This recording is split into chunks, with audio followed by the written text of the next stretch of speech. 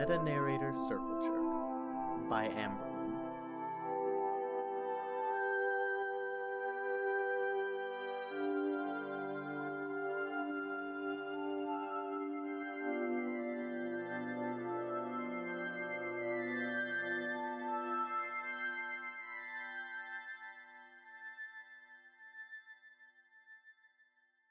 As Dirk realized what was happening to him, not much took him by surprise. He'd always been aware of his various splinters, and was used to sorting through different versions of himself. But Dirk's awareness eventually stretched past the proper canon of Arceus Sprite and Brain Ghost Dirk, past the more loose canon of doomed timelines, and into splinters that perhaps only contained one part of the canon trifecta, sometimes barely at that.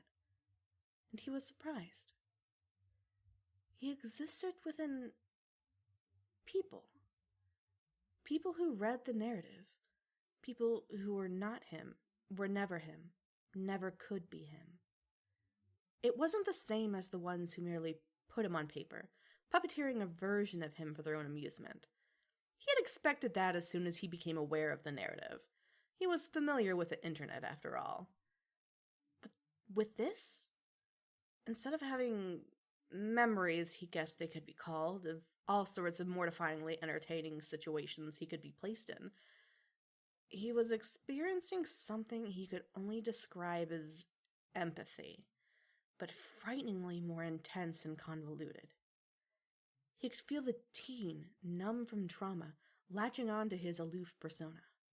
He could feel the closeted kid adore a character who felt like he did without shame.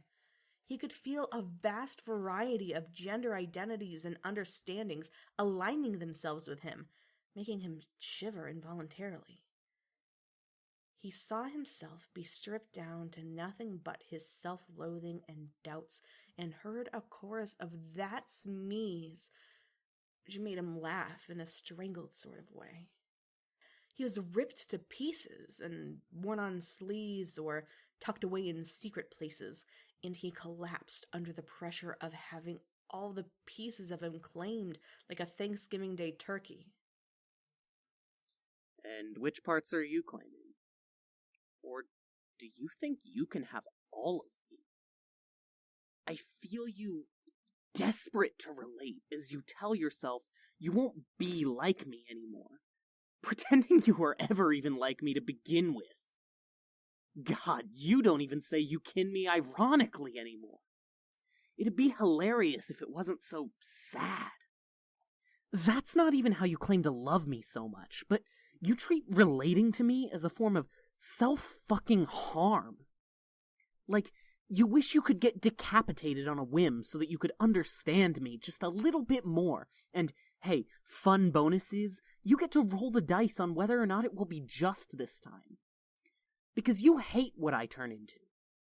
Not because I turn into it like you fucking care, but because you might if you had an ounce of self-respect. He reclines against the wall, hands in his pocket, head tilted back. He idly wonders how a wall is here to begin with, but decides it doesn't matter. A smirk threatens to play on his lips. Does this make you feel better? Narrating what I do?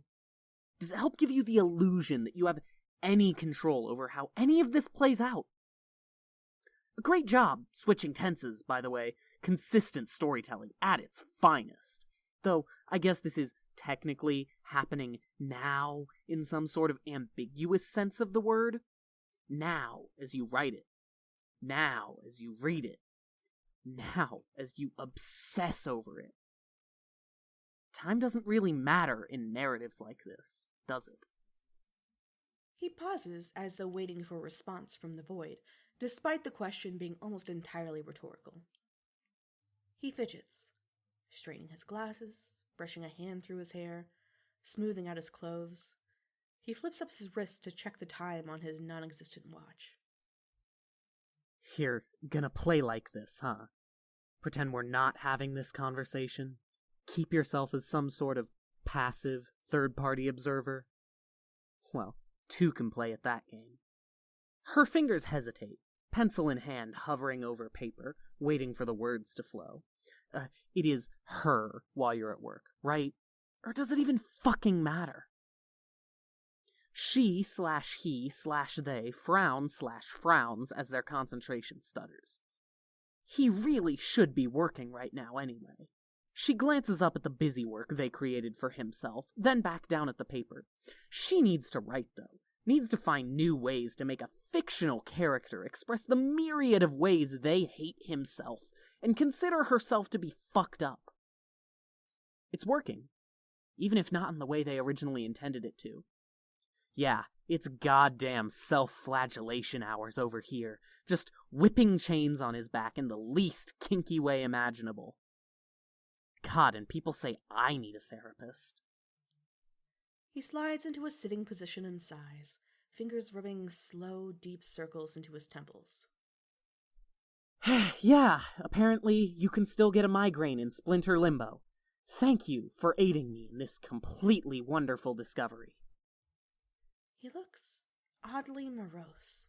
I'm not motherfucking morose.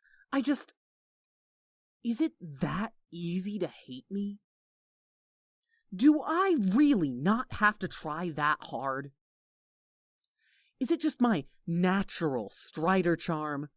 Wait, scratch that. People fucking love Dave. I guess it doesn't really matter. It's the point in the end. To be hated. To be the villain. But to regularly use my voice, my narrative, my thoughts. Any grasp of similarity you think you can find between us to express how screwed up you are and how much you hate yourself? Using me like a pebble in your shoe to punish yourself as you go about your day? Is that all I'm good for?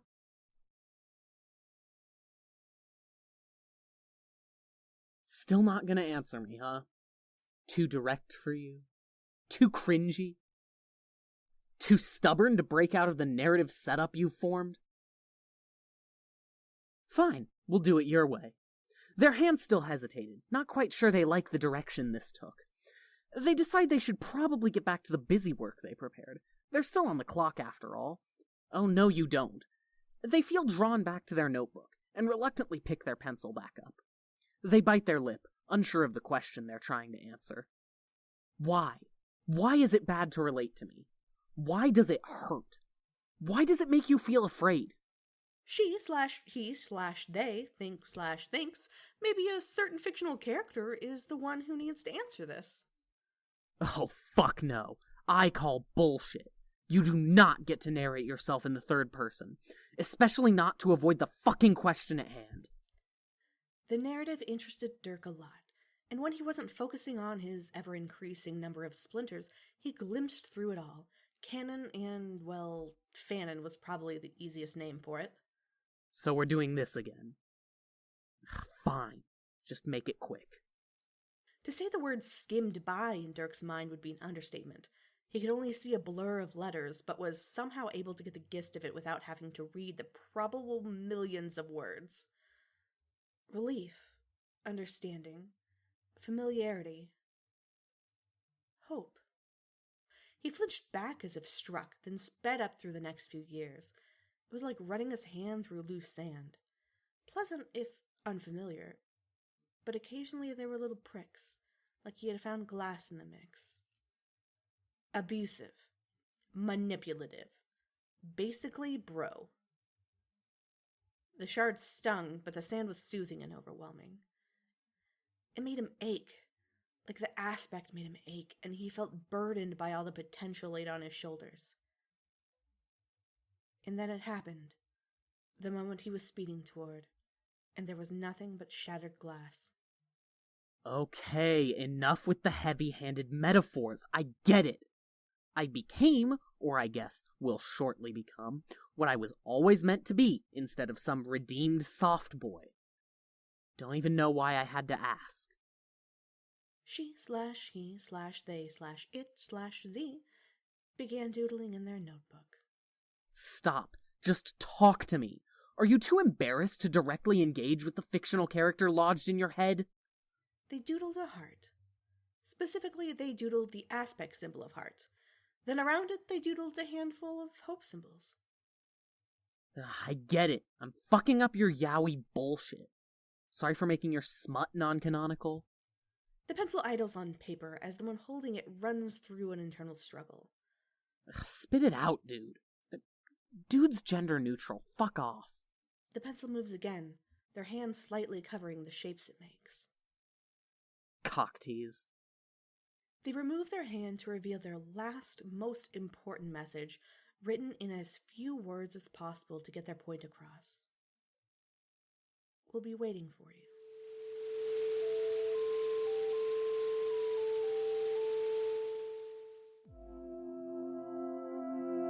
The documentarian of our story today, as well as the voice of the Dirk Kinney, is Jax, who you can find on Twitter at Dirkification, on Tumblr at sociallyanxiousdragon.tumblr.com, and on Archive of Our Own as Ambrolen. Jax also serves as the show's producer. The voice of Dirk, as well as the editor and composer for the show, is Dami, who you can find on Twitter at DominoThief, on Tumblr at dominothief.tumblr.com, and on SoundCloud, also as Domino Thief. Art for the show was drawn by @DJDoodlesArt on Twitter. You can also find links to all of our talented creators in the show's description. Currently, there is no way to support the show financially, but if you'd like to support anyone, we'd like you to please direct your love towards our lovely writers and actors, without whom the show could not be possible. If you'd like to be a part of the show, you can visit our Twitter at TDTcast to find out more. There you can find a link to our Discord server, where you can come and show off your fics, get updated when auditions are needed for new parts, or just hang out and drop us a line. Our cast is always rotating, and we'd love to feature as many voices as possible. Remember to keep creating, friends.